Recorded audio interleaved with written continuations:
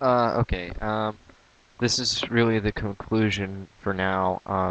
I'm still alive, so um, you can be expecting this to be deleted and another one to be put up in its place. Um, as my, adventure continues.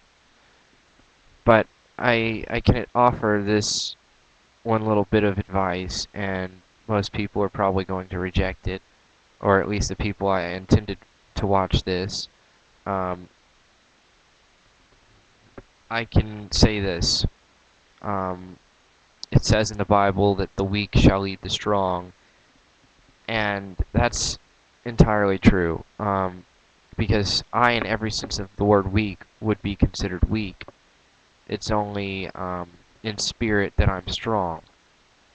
And in that sense, I'm leading everyone else who is not spiritually strong, but physically strong. Um, it's kind of a flip-flopped version of it, but that's what I see it as, and it makes sense. Um, Anybody who does nothing but trolls and debates with atheists and people all the time, any Christian that does anyway, is someone who is weak. Um, I know because I talk to a lot of them. There's autistic, there's people that have been raped, there are people like me that have been abused, and, all kinds of different nasty things have happened to people. Some people have a gift because of it, some people don't. It's all dependent on what happens and how they come out of it. But I can tell you that from what I've noticed, based purely on what I've noticed, and not at all based on my beliefs, I can tell you that when I see a Christian go through something bad and come out of it as a Christian, and I see someone who doesn't really believe in God come out of it, they're two different people. The one who's a Christian usually fares okay, like me. They do okay. They get along fine. I mean, not perfectly all the time, but they get along. And the atheists usually um, bear some sort of resentment, some sort of hatred and rage, and that's not healthy, first of all. But aside from that, that's if they survive at all. A lot of people who have to go through such traumatic things just can't take it. And I can tell you, I really couldn't take it, and a lot of other people couldn't take it. And I'm not here because I somehow miraculously found a way to take it. I'm here because I gave all of that pain and stuff. I gave it away. It's not mine anymore. It's in God's hands. I said, you know what, God, you take it. I don't want any more pain. I'm happy now, and I'm going to be happy for you. Um, and it's changed my life. And you could say, oh well, you prove God that exists or something like that, and then I'll believe you. You look. If you're gonna, I'm gonna say something like you gotta have faith in God, and you're gonna say something like, no, you don't. Faith is blind, and it's just gonna go ad hominem from there. But what it all boils down to is what is considered a truth in philosophy is how can I say this? What is considered a truth in philosophy is assumed by everyone to be a common value. Like everyone says pain is a truth. Everyone that says the sun is a truth because everyone can clearly see that it's true. Everyone can see it. So that's what faith is. Faith is forming a truth on something without necessarily knowing it. I don't know Winston Churchill lived, but I have faith that he lived, and people consider it a truth because it is widely accepted that he was alive. That's why myths like that Hitler never killed himself are myth because not everyone commonly accepts it. So therefore, it's not a truth.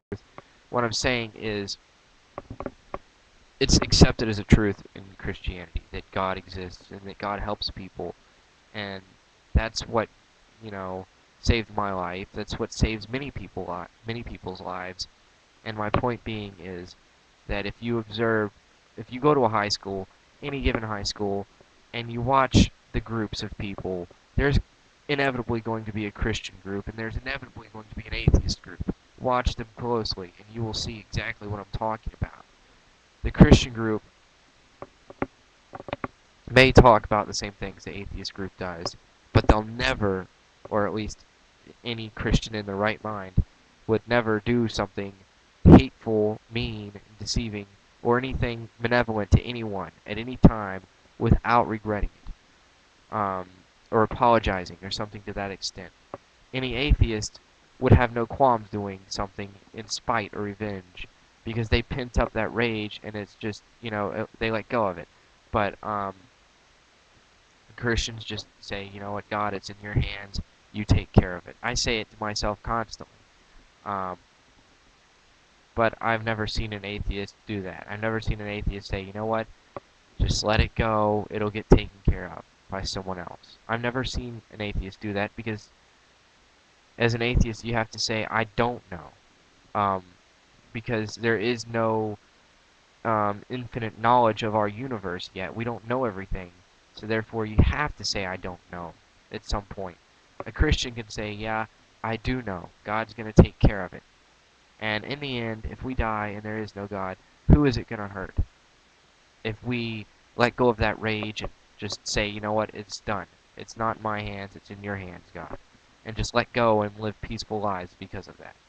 Why is it necessary to fight and to bring up discrepancies and to show the differences in this world? Look at how much grief and pain differences have caused. I mean, I'm not basing it on Christianity versus atheism versus this versus that. I'm basing it on people.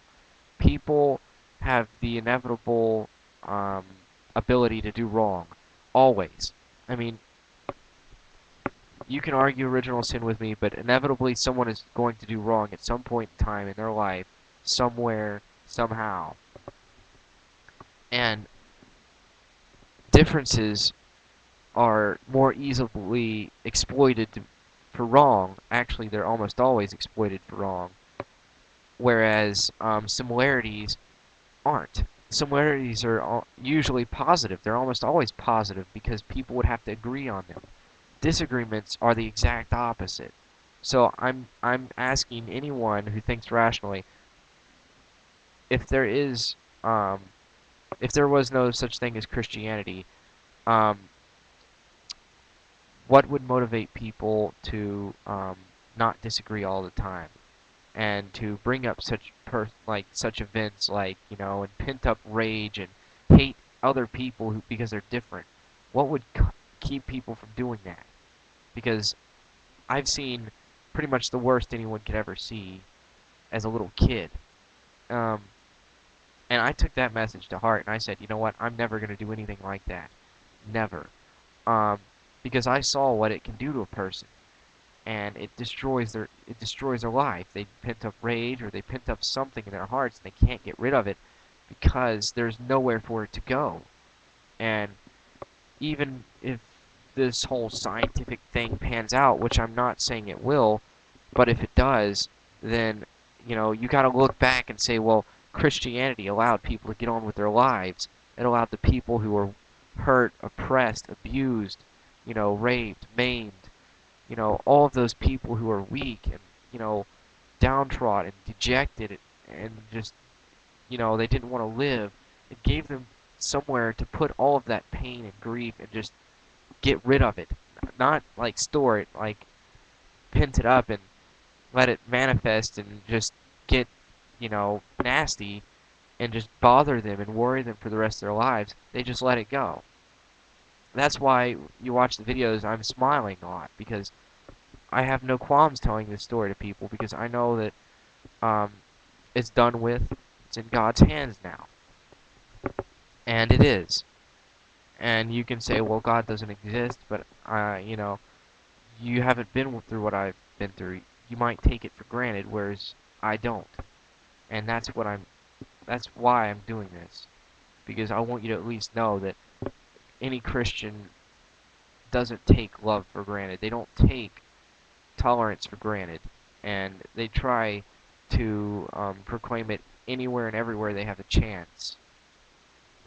It's only when disagreements start somewhere that it's inevitable, it's a chain reaction via the 6 degrees of separation, that Christian should somehow have to disagree with someone, aside from the fact that they're human and they're bound to, make mistakes.